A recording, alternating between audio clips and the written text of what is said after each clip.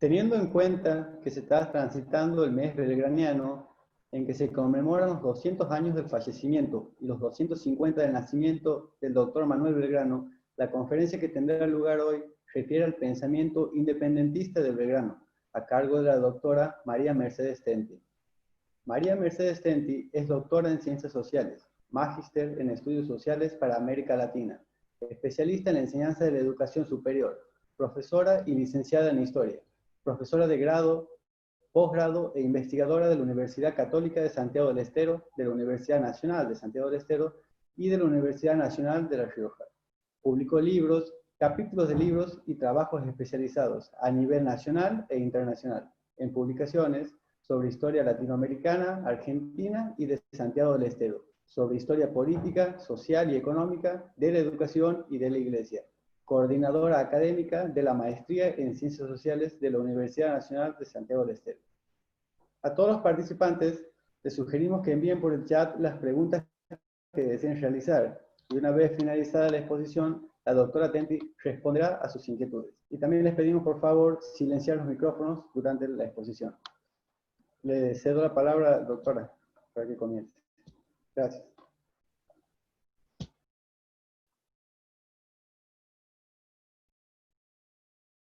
Micrófono. Micrófono. Doctora, no encendió el micrófono. Ah, perdón. Muy bien. ¿Ahora está? Sí, ahora se le escucha. Sí. Decía que es un gusto estar con ustedes, que agradezco al Centro Cultural del Bicentenario de haberme invitado a esta más que conferencia, yo diría a un intercambio de ideas con todos sobre Manuel Belgrano en ocasión del bicentenario de su muerte y también de los 250 años de su natalicio, que un poco pasó desapercibido. En realidad, la figura de Belgrano es una figura multifacética que nosotros la conocemos más que nada por al Belgrano, creador de la bandera, al Belgrano que participó en las campañas, estoy tratando de compartir la pantalla para que podamos ver todos unas diapositivas que he presentado, que he preparado, ahí está. Entonces decía que lo conocemos a Manuel Belgrano desde sus acciones como militar, tanto es así como el general Manuel Belgrano y como el creador de la bandera y de la escarapela, que por supuesto no le quita mérito, ¿no es cierto? Pero la idea de esta charla es referirme especialmente al pensamiento independentista de Manuel Belgrano, que se puso de manifiesto aún desde antes de haber asumido, de haberse producido la Revolución de Mayo. O sea que fue un hombre que se destacó por su pensamiento a raíz de su viaje. Perteneció a una familia de buena posición económica, de un comerciante acaudalado que lo envió a Europa a estudiar comercio, después se dedicó a estudiar abogacía, y en realidad allí pudo contactarse con las nuevas ideas que circulaban por Europa, de Rousseau, Montesquieu, Voltaire, y también con las ideas propias del mercantilismo, del despotismo ilustrado, que en ese entonces imperaba en España, o sea, las ideas de Campomanes, de Jovellanos en el aspecto económico, ¿no es cierto?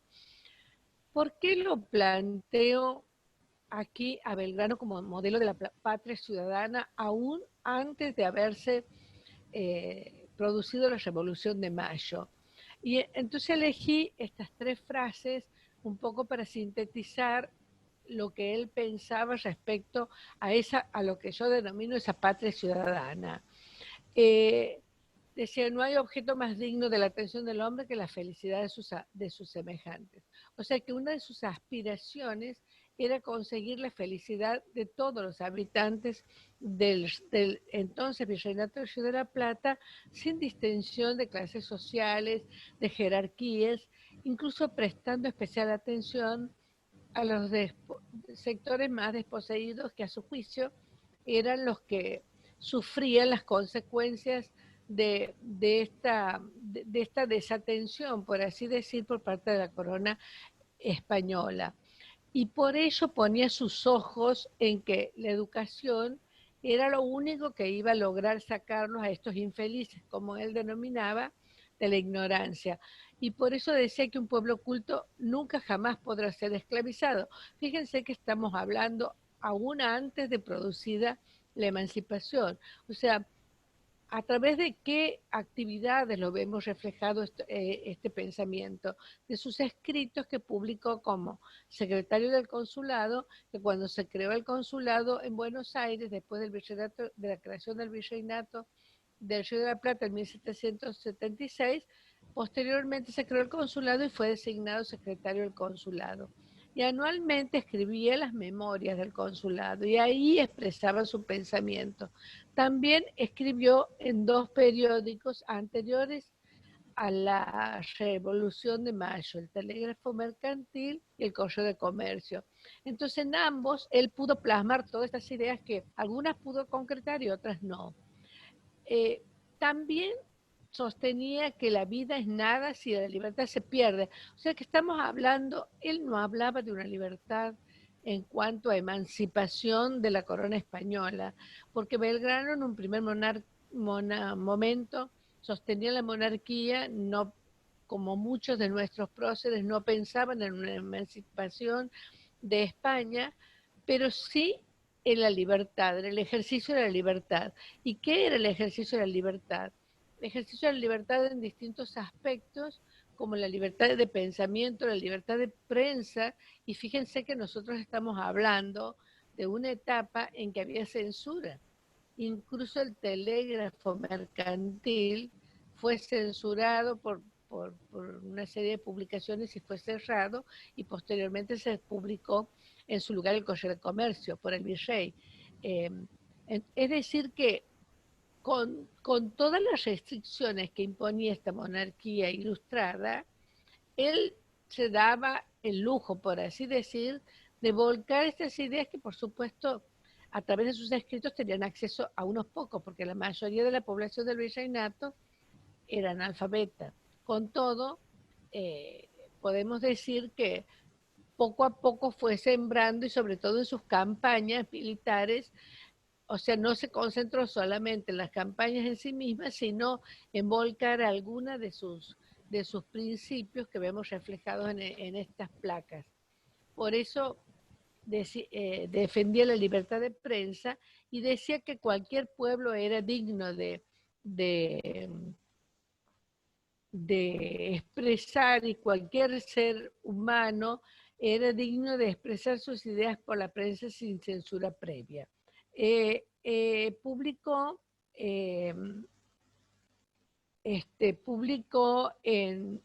como les dije, en 2 periódicos, el Telégrafo Mercantil y el Semanario de Agricultura, Industria y Comercio, y hablaba de la necesidad de usar a los periódicos para difundir las ideas. Y decía que las naciones sabias aprovechaban este descubrimiento de la imprenta para difundir las ideas. Repito, esto es un adelantado para la época, porque está hablando en una época en que había incluso pocas imprentas. Había una imprenta o 2 en Buenos Aires. La imprenta fue introducida por los jesuitas.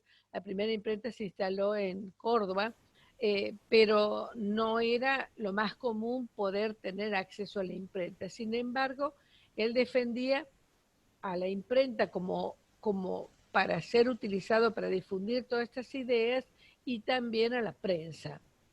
En lo que respecta a las ideas económicas, bueno, siempre se ha dicho que respondía a las ideas de Campomanes, en particular del despotismo ilustrado, porque él se preocupaba de 2 aspectos: del comercio, 2 aspectos principales, podríamos decir, del comercio y de la agricultura. ¿Y por qué son importantes en este momento previo a la Revolución de Mayo? porque en el aspecto comercial existía el monopolio comercial, es decir, que con quienes podían comerciar únicamente era con España, y sin embargo eran los propios comerciantes españoles los que permitían el contrabando, eran los principales contrabandistas, y no le daban la oportunidad a los criollos que desarrollaran su propio comercio. Y miren que estamos hablando del hijo de un comerciante importante de la burguesía porteña. Sin embargo, él decía que los comerciantes se confundían y creían que el comercio consistía solamente en comprar por 4 para vender por 8, sino que debían prepararse. Y para ello proponía desde el consulado la creación de una escuela de comercio y de una escuela de náutica, una escuela de comercio donde les enseñara principios de matemática, de contabilidad, donde aprendiesen los comerciantes a llevar un control exacto de lo que compraban y de lo que vendían. Incluso era partidario de cierta apertura comercial. Tanto es así que algunos sostienen que la petición que presentaron los comerciantes ingleses pidiendo el libre comercio, la representación de los hacendados que se le atribuye a Mariano Moreno, también tuvo alguna injerencia a Manuel Belgrano.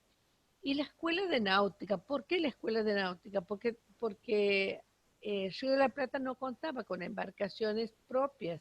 Las embarcaciones propias que se construían eran elementales, barquitos, pero él decía que una escuela de náutica iba a permitir no solamente leer los mapas de navegación, poder analizar la ubicación de los barcos para poder trasladarse de un lugar a otro, sino también construir barcos. Y aquí está relacionado con otra escuela que él proponía la apertura y que va a lograr a abrirla, que es la escuela de dibujo.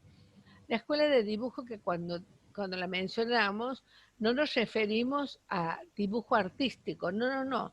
Aquí más bien se refería a un dibujo técnico, en donde tenían que aprender a dibujar, geometría, por supuesto, y para diseñar desde barcos hasta un zapatero, decía, que para fabricar un zapato, porque obviamente en ese entonces uno no iba a la zapatería a comprar un zapato, sino que el zapatero diseñaba el zapato a medida de cada cliente. Entonces decía que aún para diseñar un zapato necesitaba dibujar. Entonces para ello había que instruirlo en una escuela de dibujo. También proponía aclimatar animales de otros países para el desarrollo de la ganadería. Fíjense ustedes que la ganadería se había desarrollado de tal manera en la zona de la pampa húmeda, cuando los españoles introdujeron el ganado vacuno, se reprodujo de tal manera que vagaba de un lado a otro y se organizaban vaquerías. ¿Qué eran las vaquerías? Eran cacerías de vacas. Tenían autorización para salir a cazar ganado vacuno que mataban en el campo, en el mismo lugar donde eran cazados, les extraían el cuero, que era lo único que se comercializaba en un primer momento, que al principio no había cómo mandarlos al exterior porque se apolillaba, incluso Belgrano proponía dar un premio a quien descubriese la forma de evitar que se apolillaran los cueros. Más adelante empezó a también exportarse cebo y velas que se fabricaban como consecuencia a partir del cebo. Entonces él hablaba de mejorar la ganadería y esto, ganado cimarrón, también impedía el desarrollo de la agricultura, porque estamos hablando de una época en que no existía el alambrado. Entonces, los pocos que cultivaban en pequeñas huertas o chacras, entraban los animales y comían los cultivos. Por ello había que fomentar la agricultura, porque él pensaba que la forma de afincar al gaucho a la tierra, porque el gaucho vagaba de un lugar a otro buscando trabajo, la forma de afincar al gaucho a la tierra era a través de la agricultura. Y para ello tenían que enseñarle, a través de una escuela de agricultura, enseñarle el oficio de agricultor, o sea, poder usar los instrumentos agrícolas, saber en qué época se siembra, en qué época se cosecha, cómo abonar las tierras, proponía la rotación de los cultivos. fíjense que en pleno siglo XXI estamos en una época en donde el monocultivo, sobre todo la soja, ha avanzado de tal manera, y él hablaba de rotación de cultivos para que no se agotara el suelo, y del abono de la tierra alternando con ganado y sembradíos. También sostenía que era necesario poblar de bosques la pampa. ¿Para qué? Porque recuerden que en la pampa no había árboles. Los árboles que nosotros vemos en la pampa son plantados por el hombre. Entonces, consideraba que era importante la plantación de árboles para atajar los vientos fuertes que suelen ser sobre todo. Estamos hablando del sector de la pampa húmeda, porque lo que hoy denominamos pampa seca estaba en poder de los indígenas. Y también que los árboles permitían que concentrara mayor humedad el suelo. Y por otra parte, en la producción agrícola proponía fomentar el cultivo del lino y del cáñamo para enseñar a hilar y para que tuviesen un oficio la gente pobre. Estos pobres infelices, como él decía, y las mujeres sobre todo, que eran las que iban a hacer los hilados. Y en este momento es clave esta situación, más allá de que no cuajó esta iniciativa, pero es interesante destacar porque España había prohibido el cultivo del lino y cáñamo porque competía contra sus cultivos en la corona, como había prohibido el cultivo de la vid, de los olivos, del algodón. Sin embargo, él, digamos que no era censurado en ese aspecto en sus propuestas a través de las memorias del consulado. Él era partidario del libre cambio, como les decía recién, en una etapa donde existía el monopolio comercial, pero que frente a la presión de los comerciantes y de los hacendados, a la corona, luego de la crisis de la monarquía y con la caída de Carlos y Fernando VII bajo el poder de Napoleón, la Junta Central de Sevilla no le quedó otra que aceptar el libre comercio en ese momento, por lo menos dictar un auto de libre internación que fue momentáneo. También proponía desarrollar, dar premios y estímulos a quienes tuviesen aptitudes industriales, o sea, no se quedaba solo con la producción de la agricultura, sino que también se debía producir a través de excedentes, generar excedentes con la industria. Bueno, y como les dije hace rato, proponía la creación de la Escuela de Dibujo y de Náutica para reforzar a través de la enseñanza. Bueno, ambas escuelas lograron concretarse, pero fue de una duración efímera. Con respecto a las ideas educativas, él pensaba que la educación era clave para una población tan heterogénea como la del Río de la Plata. Que no era un medio, que no era un fin, sino un medio para lograr la felicidad de los pueblos. Y cuando hablamos de educación, pensaba que además de enseñar los conocimientos básicos de escritura, de lectura, de doctrina cristiana, también a través de la enseñanza, se debía inspirar amor al trabajo. Entonces, consideraba que por las características del suelo, de la tierra, del Río de la Plata, el paisano no era afecto al trabajo, vivía en la holgazanería, como él sostenía, porque tenía todo a su merced, o sea, simplemente recogía, digamos, lo que la naturaleza pródiga le brindaba y no tenía la necesidad de trabajar. Entonces había que inculcarle el amor al trabajo tanto a hombres y mujeres para salir de este estado de letargo en que se encontraba el virreinato.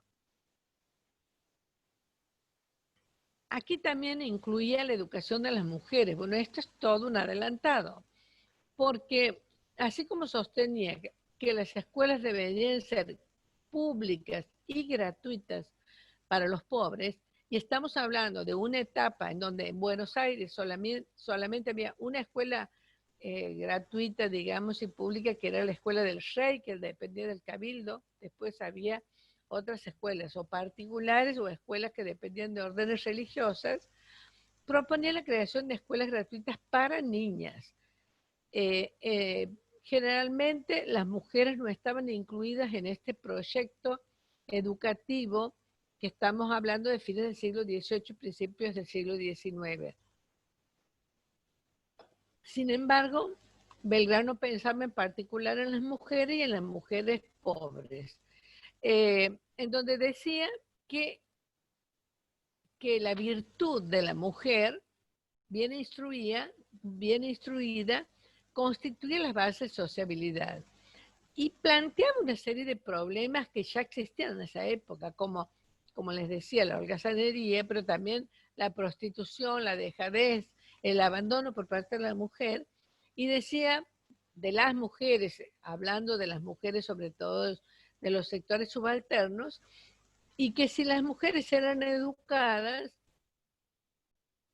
podían, educadas también para el trabajo, podían tener una formación moral y una formación para el trabajo que les permitiera salir adelante y colaborar con el sostenimiento del hogar. Por eso proponía la creación de escuelas de hilazas de lana, que estaba relacionado con lo que señalaba recién, con la introducción del lino y del cáñamo.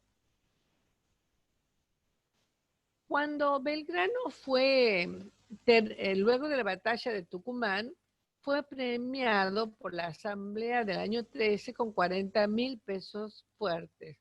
Belgrano no recibió los 40.000 pesos, sino que los destinó para la creación de 4 escuelas, en Tarija, en Jujuy, en Tucumán y en Santiago del Estero, escuelas que se concretaron en el siglo XX recién, lamentablemente, porque ese dinero, si bien se cobraba regularmente, pero nunca se lo invirtió en las escuelas, pero él redactó un reglamento para esas escuelas.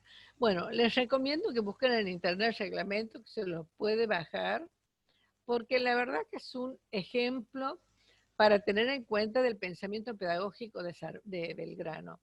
Siempre se lo nombra Sarmiento como el padre de la educación popular, pero Belgrano también escribió sobre educación popular, y este reglamento, que era para las provincias más pobres o las regiones, porque todavía no estaban constituidas las provincias más pobres del virreinato, apuntaba a los niños pobres, pero también a dotar a los docentes de dignidad.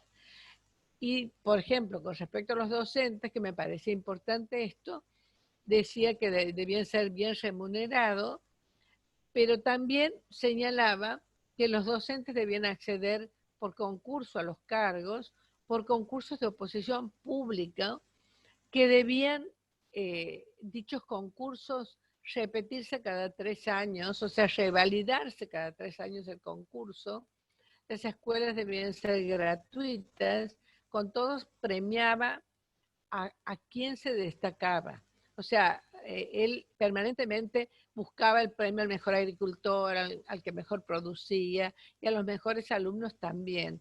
Las escuelas debían ser gratuitas, pero señalaba qué tipo de enseñanza se iba a desarrollar, como un plan de estudio con los que las materias básicas que le señalaba, que eran lectoescritura, cálculos, matemáticos, despertar el amor a la patria, ya estamos en el periodo independiente, admiración por los símbolos patrios, hasta establecer los horarios, qué época iba a ser el receso, en qué época se iba a dedicar a la oración, en qué momento del día se iba a dedicar a la oración y a rezar el rosario.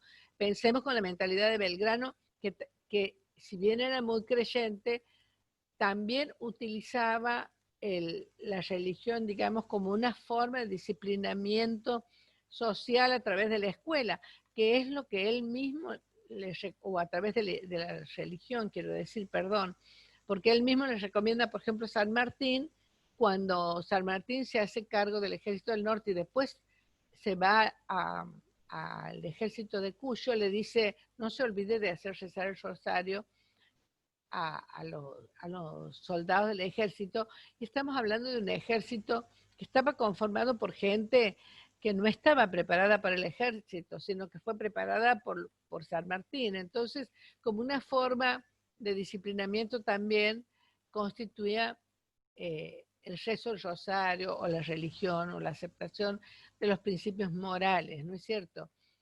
Bueno, como les decía, el reglamento es muy rico para analizarlo.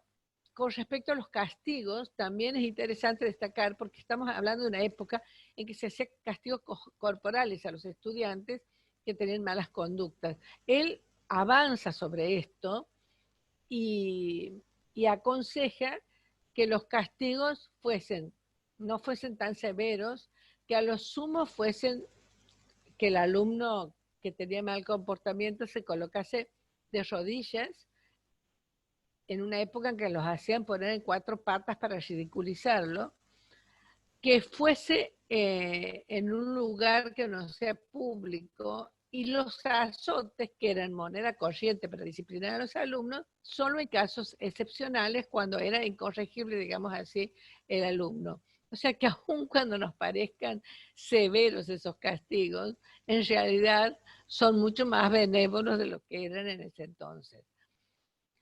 Y como para ir cerrando, porque creo que ya más o menos estamos en tiempo,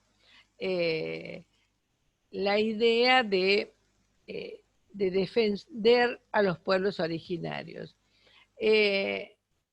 Los pueblos originarios no entraban en el imaginario de los hombres de Mayo, pero sin embargo, muchos de ellos, sobre todo cuando se hizo la campaña del Alto Perú y Belgrano cuando hizo la campaña del Paraguay, era necesario buscar su incorporación, así como se incorporó a los negros esclavos que se les confiscaban a los españoles a cambio de promesas de libertad.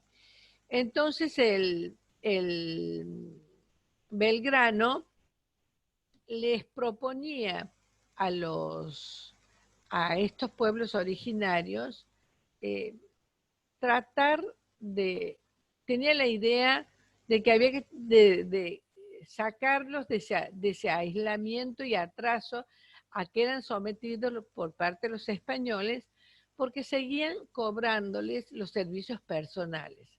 Los servicios personales que eran la encomienda, la mita y el yanaconazgo. La encomienda era una forma de semi-esclavitud, podríamos decir así, o de trabajo gratuito que tenían de los indígenas, y que los indígenas tenían que pagar un tributo, un porcentaje de lo que ganaban o de lo que producían, mejor dicho, a la corona, un impuesto que se le pagaba a la corona. Cuando fueron expulsados los jesuitas, en 1778, empezó la disputa de qué hacer con las misiones jesuíticas, sobre todo en la zona de Misiones, de Paraguay, de Brasil, de Bolivia, donde estaban ubicados, y se disputaban por la gran cantidad de indios pacíficos y acostumbrados al trabajo, y se los obligaba a pagar fuertes tributos. Entonces, cuando Belgrano realizó la campaña al Paraguay, su preocupación era, sabemos que las autoridades del Paraguay decidieron ellos reconocer por su parte al Consejo de Regencia y no aceptar la Junta de Buenos Aires. Entonces, para lograr la adhesión de los indígenas, cuando llegó a Curuzucuatiá, que fundó el pueblo de Curuzucuatiá en Corrientes, ahí dictó un reglamento para los pueblos de indios, reconociéndolos a los indios, y uso el término indios, sabemos que son los naturales, sabemos que son los pueblos originarios, pero estoy usando el término indio como categoría histórica, o sea que así se lo denominaba en esa época, reconociéndolos a estos pueblos originarios llamados indios como sujetos de derecho, o sea, como ciudadanos que tenían la posibilidad de ser iguales a los demás. y quitándoles los servicios personales. Esto es un paso muy importante y dándoles la oportunidad porque de que ellos se gobernaran por sí mismos con un cabildo integrado por indígenas sin la intervención, antes era de españoles y ahora de otras personas ajenas. Porque cuando nosotros hablamos de pueblos de indios, quizás nos imaginamos que eran los pueblos originarios que tenían los pueblos originarios, valga la redundancia. Y no, en realidad los pueblos de indios eran pueblos creados por los españoles, en donde los trasladaban a los indígenas de un lugar a otro, o sea, los sacaban de su lugar originario para llevarlos a otro lugar y los organizaban bajo la autoridad de un español, en donde tenían que pagar impuestos. Y el trabajo que realizaran, los trabajos personales, estaban destinados a la corona. Entonces aquí, a esos pueblos de indios, que eran, repito, bajo la gobernanza de los españoles, en realidad, lo que va a darle Belgrano la posibilidad que los propios indígenas participaran con derechos ciudadanos a la elección y al ejercicio de la ciudadanía. Algo similar va a proponer cuando se dirige al norte. Cuando realiza la campaña al Alto Perú, luego del desastre de Huaki, si bien Castelli, luego de Suipacha, en Tiwanaco, abolió la encomienda a la mita y el Xanaconazgo, sobre todo la mita, que era la principal explotación de los indígenas en el Alto Perú, cuando luego del desastre de Huaki, se obligaba a los indígenas a integrar a los ejércitos españoles en contra de los ejércitos patriotas. Entonces Belgrano, bueno, se trasladó a Jujuy y ahí va a proponer lo que nosotros conocemos como éxodo jujeño, que es la retirada de la población hasta Córdoba, que llegan hasta Tucumán finalmente. Entonces ahí también va a dar una serie de proclamas con respecto a la liberación de los indígenas del pago de tributos y de impuestos que imponían la corona para lograr la adhesión de los indígenas. Y estamos hablando de indígenas que habían sido sedentarios o que ya estaban asentados en estos pueblos y estaban acostumbrados al trabajo. O sea, no eran esas tribus rebeldes, digamos, que después van a hacer frente a los blancos, sino que estas eran etnias que estaban asociadas al trabajo de los españoles por imposición de la fuerza, obviamente.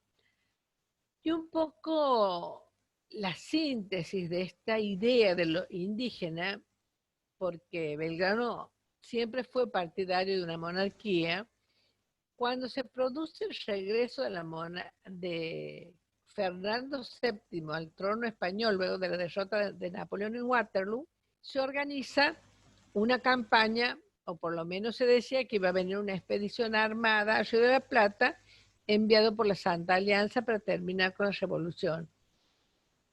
Entonces se reúne inmediatamente el Congreso en Tucumán para declarar la independencia. Y allí tanto San Martín como Belgrano van a incidir fuertemente en que se declare rápidamente la independencia, porque no tenía sentido seguir una campaña libertadora de un país que no era independiente o de una patria que no estaba totalmente definida y que no era totalmente independiente. Entonces, cuando se discute la forma de gobierno, porque debía dictarse una constitución que no se dictó, la propuesta de Belgrano fue una monarquía de origen incaico. O sea, ¿de dónde viene esto de la monarquía de origen incaico? Bueno, un poco viene así de una tradición reflejada a cómo fueron despojados los indígenas por los españoles. Y si nosotros tomamos el himno nacional como ejemplo, en donde el himno completo con la letra larga que no cantamos, dice, se conmueven del Inca las tumbas cuando pasan los ejércitos, digamos, porque ve que puede surgir su antiguo esplendor, entonces como reivindicando a esos pueblos indígenas que fueron sometidos por los españoles. En realidad se trataba más de un, creo yo, de una expresión de deseo, porque, o de una expresión simbólica en ese momento, porque Belgrano había hecho gestiones para coronar a Carlota Joaquina, que era la hermana de Fernando VII, casado con Pedro de Portugal.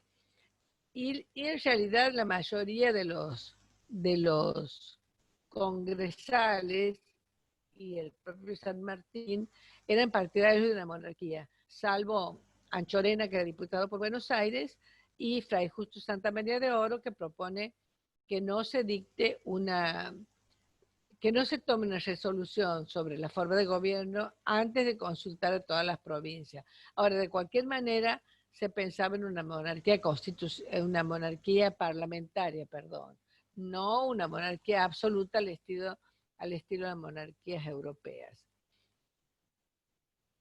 Bueno, este es el Belgrano que, para ir cerrando, que quería mostrarles, en donde él decía, y me parecía una buena frase para terminar y para pensar, dice, mucho me falta y no aspiro a ser un verdadero padre de la patria, me contentaría con haber sido un buen hijo de ella.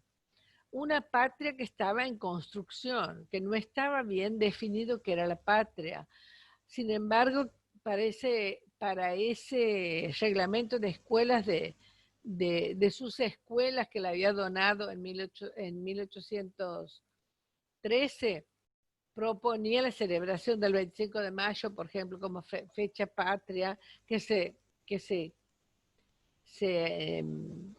ponía como nacimiento, digamos, de la patria o de la nacionalidad.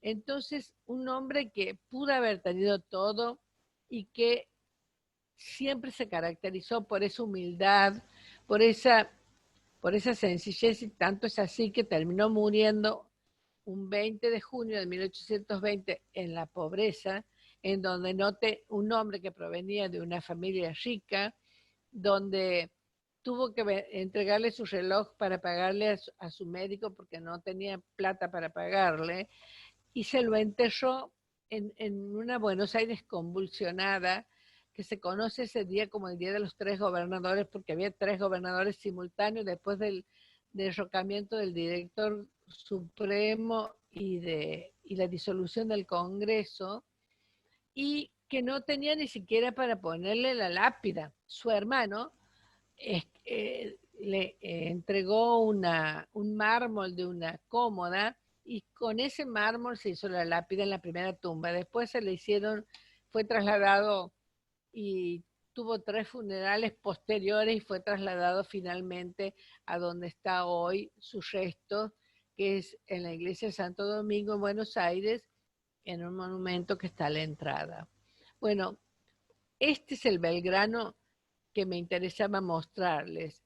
El Belgrano que pensaba en el futuro de sus habitantes, que pensaba en la construcción de una patria colectiva, que se preocupaba por la educación de todos y cada uno de los integrantes de esta nacionalidad, que le interesaba despertar el amor al trabajo de hombres y mujeres, en donde colocaba en un plano de igualdad a los sectores acaudalados, pero también a los sectores subalternos.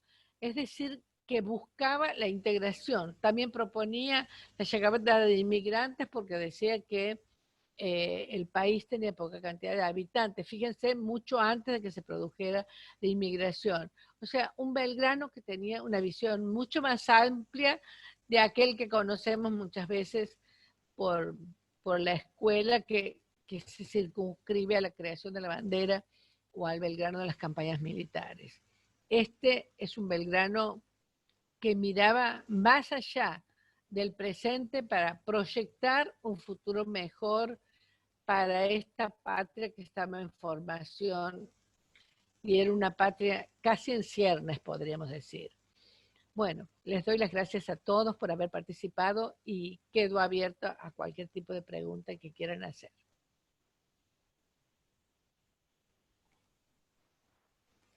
Si quieren realizar alguna pregunta, la pueden escribir por el chat.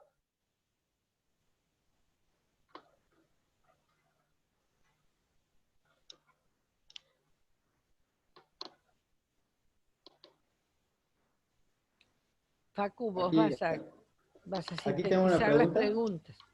¿Mm? Bien. Ahí. Si bien las primeras banderas creadas por Belgrano no llevaban un sol, que recién fue incorporado por el Congreso de 1818, la pregunta es, ¿la actual bandera lleva el sol inca? Bueno, en realidad la bandera de guerra es la que lleva el sol. Y sí se dice que es el sol inca. Bueno, también con respecto a los colores de la bandera, hay una serie de interpretaciones diferentes, eh, porque Belgrano decía que creó la escarapela con los colores azul, celeste y blanco, o sea, no era ni siquiera esa, ¿qué es el azul celeste?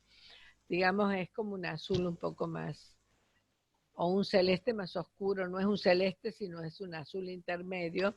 En Jujuy se conserva, en el Museo de la Casa de Gobierno de Jujuy, lo que se considera la primera bandera.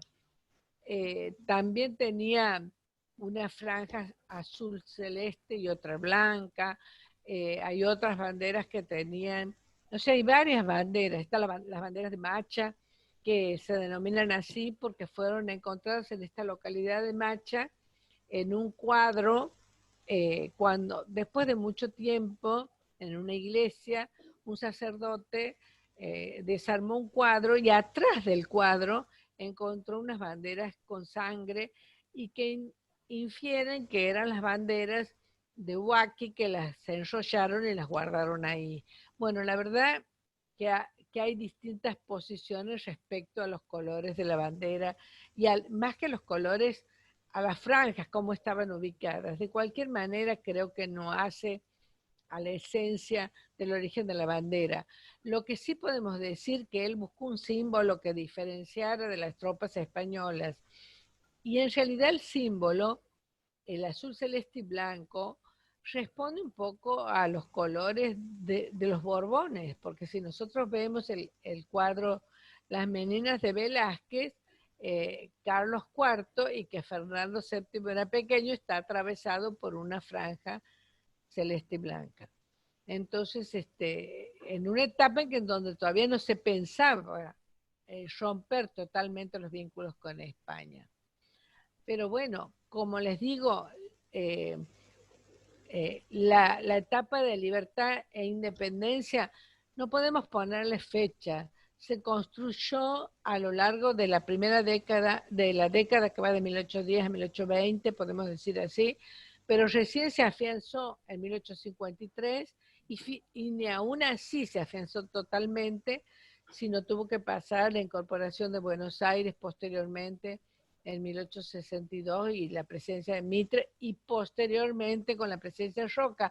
O sea que es una patria en construcción donde, según dice Chiaramonte, se dan permanentemente una provisionalidad permanente. O sea, casi todos los gobiernos eran provisorios, hasta que pudo finalmente organizarse el Estado-Nación. Muy bien. Otra pregunta. ¿Qué participación tuvo Belgrano en la logia Lautaro? Bueno, la logia Lautaro más compete a San Martín. San Martín, cuando estuvo en Europa, conformó en Inglaterra, entró a formar parte de la Gran Reunión Americana y después formó la logia Lautaro en Buenos Aires. Él en realidad no sé, no sé a ciencia cierta si tuvo algún tipo de participación, sinceramente. Pero creo que más el que era declaradamente masón era San Martín. Bien. Una pregunta que le realizan por Facebook. ¿Se tomó el color de la vestimenta de la Virgen de Luján? ¿Es verdad esto? Y bueno, no sé, tampoco, son distintas interpretaciones. Yo no quiero aseverar nada porque no hay una conclusión al respecto. Se decía en la escuela primaria, sobre todo, se enseña los colores del cielo, los colores de la Virgen. Yo me inclino a pensar más que se tomaron los colores de la monarquía borbónica, ¿no? Porque, repito, en una etapa en donde todavía estaban esperando el regreso de Fernando VII. Recuerden que tienen que llegar a 1816 para declarar la independencia. Y ya cuando Fernando VII no era el Fernando VII que todos imaginaban y se dan cuenta de sus propósitos reales de someter al virreinato, que por otra parte era el único que se había emancipado y que mantenía la emancipación, porque todos los demás habían sido derrotados, todos los intentos revolucionarios, menos el de Ciudad de la Plata. Bien. ¿Qué políticas desarrolló Belgrano respecto a los pueblos indígenas o a los indígenas? Bueno, eso les desarrollé recién, o sea, en un principio no estaba en su propuesta, en el consulado no figuraban los indígenas. Yo creo que él se encontró con la realidad de los pueblos indígenas cuando realizó sus campañas. No nos olvidemos que él era un hombre criado en Buenos Aires, que después estuvo años en Europa, regresó de Europa, se produjo la Revolución de Mayo y luego de la campaña al Paraguay volvió a viajar a Europa con Rivadavia en una misión diplomática y regresó. O sea, él no tenía, creo, un conocimiento, como no tenía ninguno prácticamente, de lo que eran los pueblos del interior, como denominaban en ese entonces. Él se encontró, se topó, digamos así, se enfrentó con esa realidad de los indígenas primero cuando le tocó hacer la campaña al Paraguay y después cuando realizó la campaña al Alto Perú. Entonces, ahí se encontró con la realidad no solamente de los indígenas, sino de los pueblos del interior que no era la de Buenos Aires. Era otra realidad mucho más grave. Y si nos ponemos a pensar por qué donó ese dinero para las escuelas, para construir escuelas en el norte, en Jujuy, en Tarija, en Tucumán, en Santiago del Estero, porque se dio cuenta que ahí eran los lugares más empobrecidos del virreinato, que necesitaban más de la ayuda. Bueno, y Tucumán, que era el centro de operaciones, por así decir, del ejército revolucionario. Bien. Siendo secretario del consulado de la capital del virreinato, ¿cómo se incorpora al movimiento de Mayo? Bueno, él se incorpora como se incorporan todos, eh, todo lo, eh, Alperín Dongui hace mención a que, digamos que la burguesía porteña se topó, digamos así, con esta situación que se había producido en Europa. Pero ya había tenido una participación previa, no tan protagónica quizás como otros, pero sí una participación previa y había podido ver lo que pasó en las invasiones inglesas.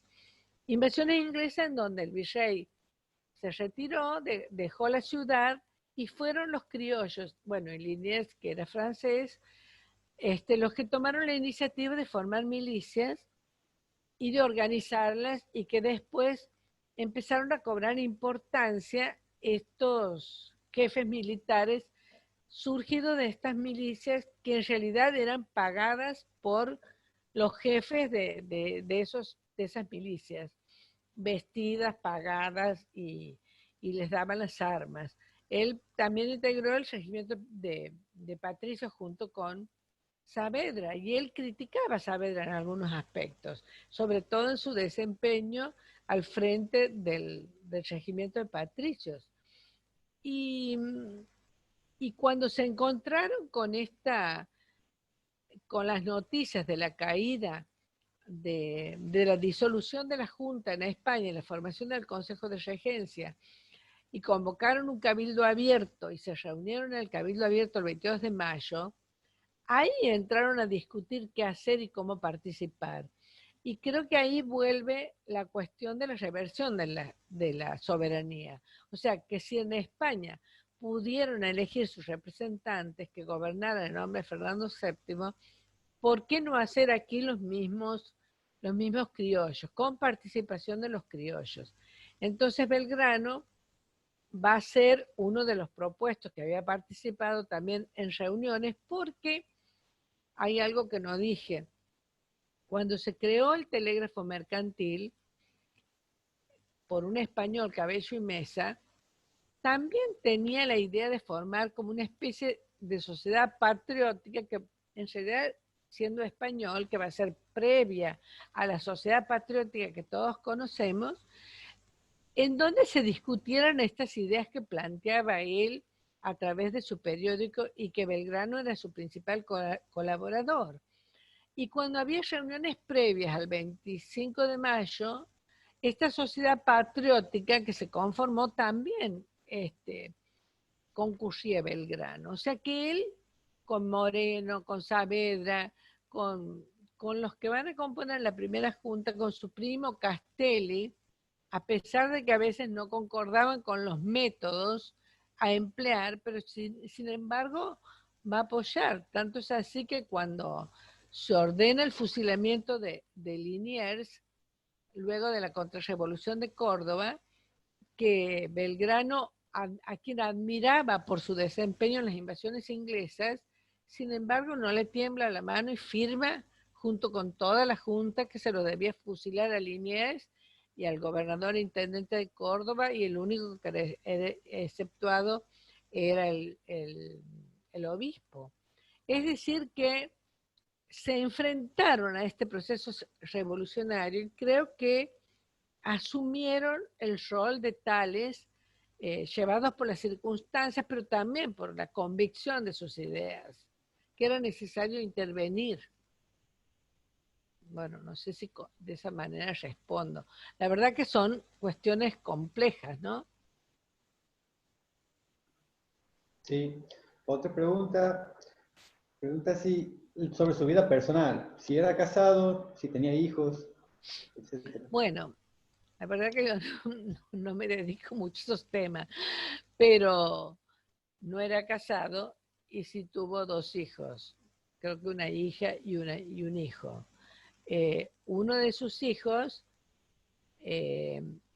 fue con sería cuñada de Juan Manuel de Rosas y criado por Rosas justamente, y lleva Esculla, Belgrano Esculla o Esculla Belgrano, sería sobrino, hijo de Manuel Belgrano y sobrino de Rosas a través de su esposa Encarnación Escurra.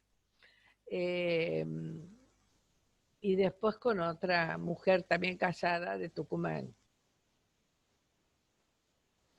Muy bien, y le hago la última pregunta. ¿Se podría decir que las propuestas económicas del Belgrano estaban destinadas al desarrollo de un país exportador?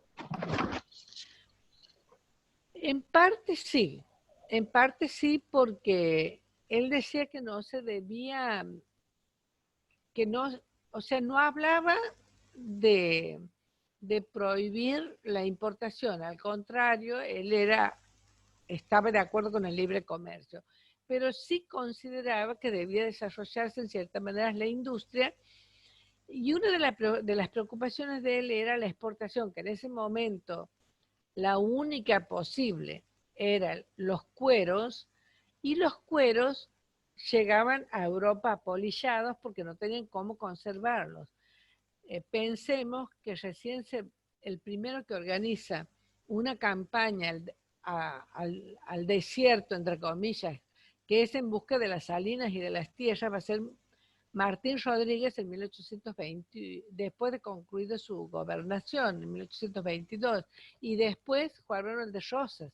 O sea que no se tenía acceso a la sal para conservar los cueros y poder exportarlos. Entonces, Belgrano hablaba de la posibilidad de otorgar un premio a quien descubriese cómo combatir la polilla. Claro, o sea, apolillaban los cueros y llegaban en malas condiciones, que como decía al principio, era el único bien que se exportaba. Después de la ganadería empezó a exportarse también cebo y grasa, y velas, jabón. O sea, lo obtenido a partir del cebo y de la grasa, vacuna. Muy bien, llegan más preguntas desde Facebook.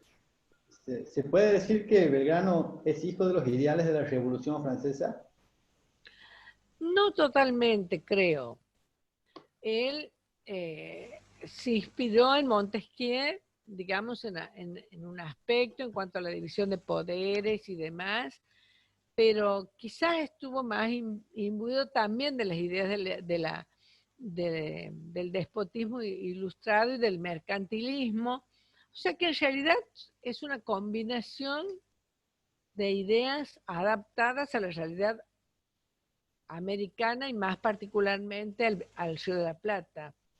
Pero me parece que, por ejemplo, Moreno sí estaba más empapado de las ideas de Rousseau, por ejemplo, que, que no sería tanto el caso de Belgrano, pero sí influenciado por las ideas las ideas, digamos, de la ilustración, diría yo genéricamente. Porque las ideas de la Revolución Francesa fueron llevadas a través de los ejércitos napoleónicos. Y Napoleón justamente había sido el que había invadido España, o sea que ahí es como que había una contradicción en ese pensamiento ilustrado, pero sí, indudablemente en parte, o sea, yo no diría de la Revolución Francesa, diría de la Ilustración francesa. Muy bien. Para Belgrano, ¿el éxodo jujeño qué significado tuvo? ¿De desobediencia a Buenos Aires o por amor a un pueblo que sería devastado por el español? Yo creo que estando Belgrano en el escenario de los hechos, se dio cuenta que no podía vencer a los realistas luego del desastre de Huaki y que la única solución era retirarse y dejarle tierra devastada. Ahora, al español, o sea, porque en esa época, de dónde se abastecían los ejércitos, llegaban a un lugar, ocupaban, asaltaban, digamos, se apropiaban del ganado, de los cultivos para alimentar a las tropas, no es que llevaban la comida consigo y todo lo demás. Entonces Belgrano concibió la idea de retirar a la población, pero con ganado y quemar todo para que no encontraran nada de qué alimentarse ni darle de comer a los animales. Entonces fue una tarea impuesta, o sea, tampoco fue que todos los jujeños alegremente decidieron seguirlo. Pensemos en una etapa en donde los ejércitos son revolucionarios y están dispuestos a hacer la revolución. O sea, nosotros tendemos a idealizar la figura de los ejércitos patriotas cuando tanto San Martín como Belgrano fueron bastante severos con los desertores, bastante severos con los que no acataban las órdenes, como correspondía a un momento de crisis y a un momento de revolución. Estaban en guerra y en un proceso revolucionario. No fue una cosa pacífica. Entonces él decidió empezar a retroceder con todo el pueblo para darles, ofrecerles a los españoles tierra arrasada y que no tuvieran cómo abastecerse y se desgastaran las tropas. Entonces él retrocedió, la orden en realidad de el triunvirato fue que debía retirarse hasta Córdoba, y bueno, cuando llegó a Tucumán, ahí se plantó y ahí hubo más desobediencia. O sea, ahí decidió hacerle frente en Tucumán. Y con la victoria de Tucumán logró frenar el avance de los realistas que habían llegado hasta Tucumán. Luego avanzó hacia Salta y logró derrotarlos en Salta. Entonces, tanto las autoridades como Belgrano, creo que tenían un diseño, una cosa en la mente y otra cosa era la realidad, y lo mismo le pasó a San Martín.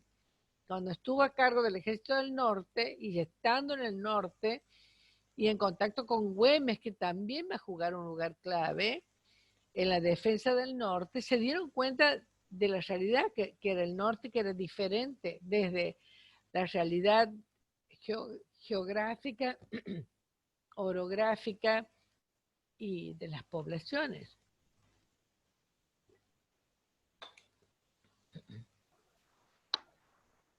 Bien, Es cierto, no sé. bien. Perdón. Es cierto que el padre fue acusado como comerciante y encarcelado y perdió sus bienes, y de ser así, ¿cómo cree que se reflejó en su vida posterior? La verdad que no puedo dar una respuesta. Yo realmente les digo, hago una historia procesual, analítica, esa es mi visión historiográfica. Y a veces todos esos detalles no presto atención. No sé cómo terminó en lo económico el padre de Belgrano, sinceramente. Sí sé que el padre de Belgrano aspiraba a que Belgrano fuese comerciante como él y para eso lo mandó a Europa. Y allá en Europa él mismo cuenta en su autobiografía que se dedicó a andar de un país a otro, aprendió idiomas, conoció las realidades de los países europeos y con todo decidió regresar a Río de la Plata para tratar de aplicar algo de lo que había visto en Europa. Ahora, ¿qué pasó con el padre? Francamente, no sé. Conmigo no van a encontrar respuestas inventadas. Discúlpenme. Muy bien. ¿Cuáles serán las razones por las que la dirigencia política argentina resalta la figura de Belgrano como ejemplo a seguir, pero en lo cotidiano se alejan de este hombre ejemplar? Y bueno, la verdad que eso tendremos que plantearnos todo, es una pregunta casi sin respuesta. Hay una frase que dice, la historia maestra de la vida, o sea que se debe tomar la historia como que nos enseñe. Bueno, o hemos sido muy malos alumnos o la historia ha sido muy mala maestra. Lo cierto es que parecería que aprendimos poco, pero bueno, está en nosotros, en este caso en mí como historiadora, pero también como docente y en muchos de ustedes que veo que son docentes, inculcarles a los chicos este otro Belgrano que tenía defectos, virtudes, o sea, dejar de construir figuras heroicas de héroes de mármol que están alejados de la realidad. Estos eran hombres y también había mujeres que cometían ciertos errores, que se equivocaban en unas cosas y en otras acertaban, pero que pensaban en el bien común. Creo que eso hemos ido dejando muchas veces de lado. La idea del bien común y que los gobernantes tienen que estar para defender y para luchar por ese bien común. ¿Y qué es el bien común? Es el bien de todos y de cada uno de los que componemos esta nación. Bien, otra pregunta desde Facebook. ¿Podría hablar sobre el pensamiento de Belgrano sobre las tierras improductivas, especialmente las que estaban en manos de unos pocos? En realidad él no pone tanto énfasis en eso, porque había tanta tierra a merced de quien quisiera, porque les decía, no había alambrados. El alambrado va a ser introducido por Rivadavia, posteriormente en la provincia de Buenos Aires. El ganado vacuno pastaba campo traviesa. En esa época todavía no se habían conformado los latifundios, para nada. Y la gente del campo, sobre todo los gauchos, tenían en sus manos el mantenimiento que les brindaba la naturaleza, que era muy pródiga. Quizás esa es la realidad, estoy hablando de la pampa húmeda. En el norte era otra realidad, porque eran zonas más pobres, más áridas, pero también tenían bastantes formas de subsistir y todavía el mercado de tierras, digamos, no estaba consolidado ni remotamente. Eso va a surgir posteriormente, después con la conquista del desierto en la época de Avellaneda, de Roca. Y antes quizás también, pero en esta etapa no se plantea todavía. Las tierras improductivas prácticamente eran casi todas, casi podría decir. Es más, cuando hablamos de la pampa húmeda y de la provincia de Buenos Aires, nosotros nos imaginamos una provincia de Buenos Aires actual, pero en realidad si nosotros pensamos que Luján, Junín, toda esa zona eran después, en la época de Roca, eran fortines, o sea que la ruta esa que nosotros vamos a Buenos Aires era prácticamente la única provincia de Buenos Aires, hasta llegar a la capital. Lo demás estaba en poder de los indígenas.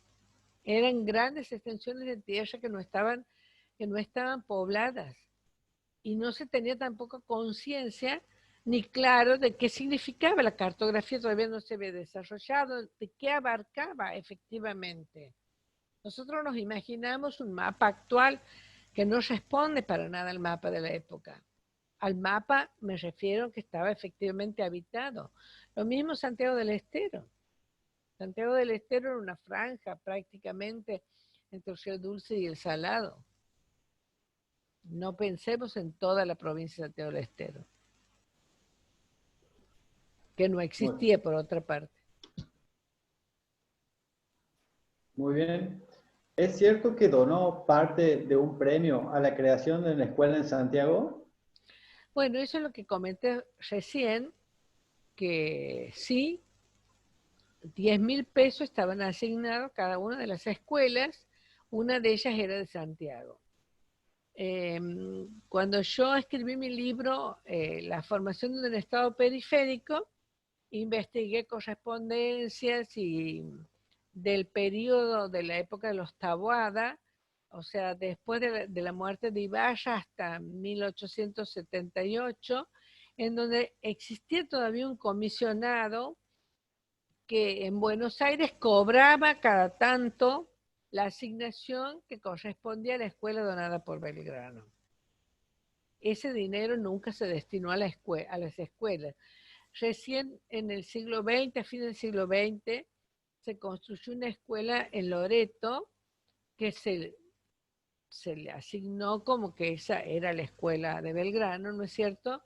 En reconocimiento de que sus abuelos maternos, los Islas, tenían una estancia El Yugo ahí en Loreto, cerca de Loreto, y que él solía pasar en esa estancia cuando pasaba con sus ejércitos o en algunas circunstancias.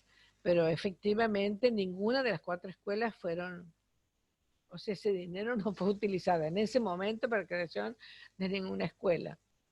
Y él los donó a los 40.000 pesos. Bien, muchas gracias, doctora.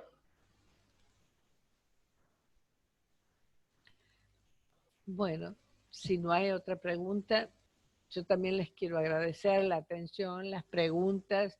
Les pido disculpas por lo que no supe contestarles y espero que tengamos otra oportunidad de encontrarnos, aunque sea a través de este medio que nos permite unirnos y también conectarnos e intercambiar ideas, y me parece muy provechoso.